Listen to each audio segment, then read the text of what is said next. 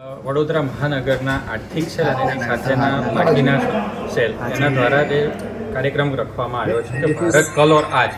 એટલે કે 2014 પહેલાંનું ભારત શું હતું ને અત્યારે કેવું પરિવર્તન આવ્યું છે પાછલા 9.5 વર્ષમાં. પછી એ દેશના માન સન્માનની અંદરમાં ફરક હોય,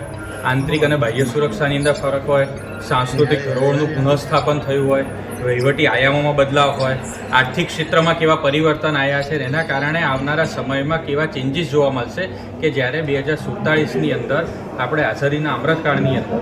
વખતની અંદર આપણો કયો પ્રકારનું દેશની અંદર પરિવર્તન હશે અને $5 ટ્રિલિયન ઇકોનોમી કેવી રીતે બનશે, આ તમામ વસ્તુઓથી આજે વડોદરાના પ્રબુદ્ધજનને અમે માહિતગાર કરીશું. સામાન્ય રીતે અમારા જે જુદા જુદા સેલ છે, એજ્યુકેશન સેલ, બૌદ્ધિક સેલ, વ્યાપાર સેલ, આર્થિક સેલ, આ બધા જે અમારી વિંગ છે ઓર્ગેનાઇઝેશનની, એની અંદર જોડાયેલા પ્રબુદ્ધ નાગરિકો,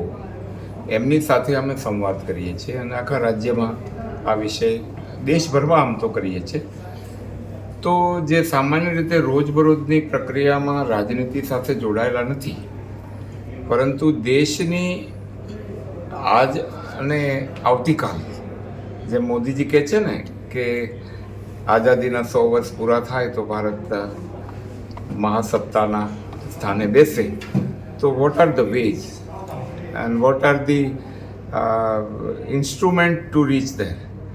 તો એના માટેની આખી અમારી એક થોટ પ્રોસેસ છે અને એ thought process how it was developed right from Johnson, અને એ અમે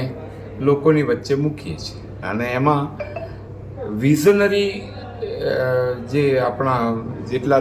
સમજી શકે એટલે મોટેભાગે બૌદ્ધિક એજ્યુકેટેડ પ્રકારનો માસ છે, તે આમ સીધા પબ્લિકમાં નથી, પરંતુ they are the trend setters, they are the opinion makers, અને એમનો અમારે સંપર્ક કરવો હોય તો આ માધ્યમ છે.